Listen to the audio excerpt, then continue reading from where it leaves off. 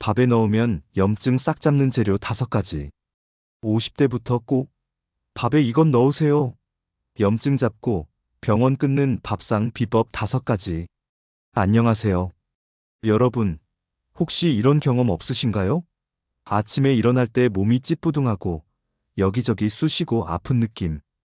병원 가서 검사해도 특별한 원인은 없다고 하고 그냥 나이 들어서 그래라는 말만 듣게 되는 경우 말이죠.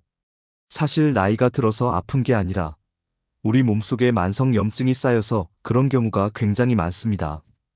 이 만성 염증은 마치 몸속의 작은 불씨와 같아서 심근경색, 치매, 관절염, 심지어 암까지 온갖 질병의 원인이 될 수 있습니다.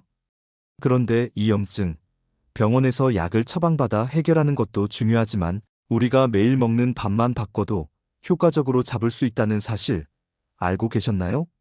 오늘은 여러분의 밥상을 건강한 보약으로 바꿔줄 밥에 넣으면 염증 잡는 효과가 배가 되는 기특한 재료 5가지를 소개해 드리려고 합니다. 오늘 영상 끝까지 보시면 내 몸을 지키는 밥상의 비밀을 알게 되실 겁니다. 그럼 첫 번째 재료부터 바로 만나볼까요? 자, 여기 제가 준비한 오늘의 주인공들이 보이시죠? 이 재료들을 밥에 넣는 간단한 습관만으로도 우리 몸의 염증 수치를 낮추고 활력을 되찾을 수 있습니다. 첫 번째, 통곡물의 왕 현미. 첫 번째 재료는 바로 현미입니다. 현미밥 하면 왠지 모르게 딱딱하고 맛없다고 생각하는 분들 많으시죠?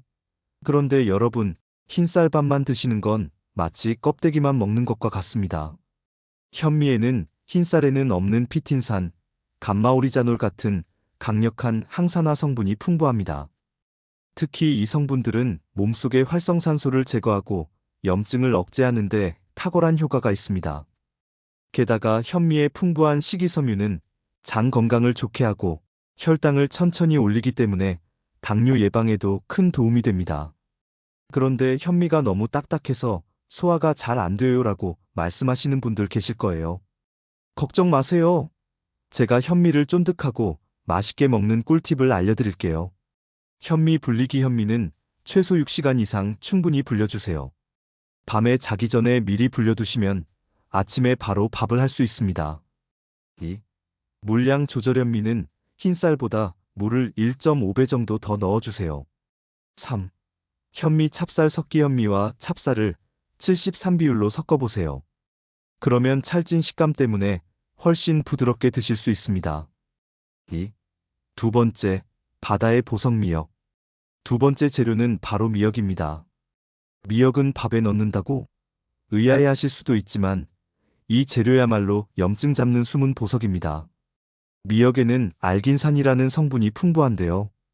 이 알긴산은 우리 몸속의 노폐물과 독소, 특히 미세먼지 같은 중금속을 흡착해서 몸 밖으로 배출하는 역할을 합니다.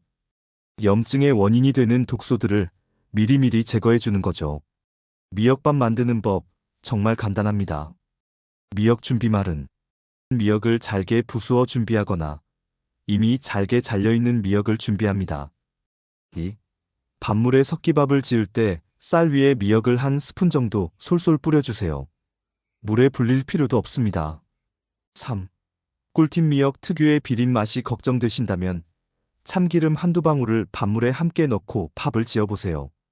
고소한 향이 미역의 비린 맛을 잡아주고 밥맛을 더 좋게 만듭니다. 3. 세 번째, 밭에서 나는 황금 강황. 세 번째는 바로 강황입니다. 강황은 이미 염증에 좋다고 많이 알려져 있죠. 카레의 주재료이기도 하고요. 강황 속에는 커큐민이라는 성분이 들어있는데 이 성분이 바로 염증을 막는 강력한 항염 작용을 합니다. 이 커큐민은 관절염 통증을 완화하고 뇌세포 손상을 막아 치매 예방에도 도움을 줄 수 있다는 연구 결과가 계속 나오고 있습니다. 강황 가루를 밥에 넣어보세요. 밥 색깔도 예쁜 노란색이 되어서 식욕을 돋웁니다. 강황 가루 준비. 일반 슈퍼나 마트에서 쉽게 구할 수 있는 강황 가루를 준비합니다. 2. 밥 지을 때 넣기. 밥을 지을 때 쌀 2컵에 강황 가루 12티스푼 정도를 넣고 밥을 지어주세요. 3. 꿀팁. 커큐민은 기름과 함께 섭취하면 흡수율이 높아집니다. 밥을 짓기 전에 올리브 오일 한두 방울을 함께 넣어주시면 흡수율을 높이는데 더욱 효과적입니다. 4. 네 번째, 신이 내린 선물 렌틸콩. 진행자 네 번째는 렌틸콩입니다. 렌틸콩은 세계 5대 슈퍼푸드로 선정될 만큼 영양이 풍부한데요. 단백질과 식이섬유가 풍부해서 채식주의자의 고기라고 불리기도 합니다. 렌틸콩에는 폴리페놀이라는 항산화 물질이 풍부합니다. 이 성분은 우리 몸의 산화 스트레스를 줄여 염증 반응을 억제하고 심혈관 질환 예방에도 도움을 줍니다. 렌틸콩밥은 콩밥보다 훨씬 부드럽고 맛있습니다. 렌틸콩 불리기 렌틸콩은 미리 30분 정도 불려두면 더욱 부드러운 식감을 낼 수 있습니다. 2. 쌀과 섞이 불린 렌틸콩을 쌀과 14 정도의 비율로 섞어 밥을 지어주세요. 렌틸콩은 밥에 넣는 것 외에도 샐러드에 뿌리거나 수프에 넣어 드셔도 아주 좋습니다. 5.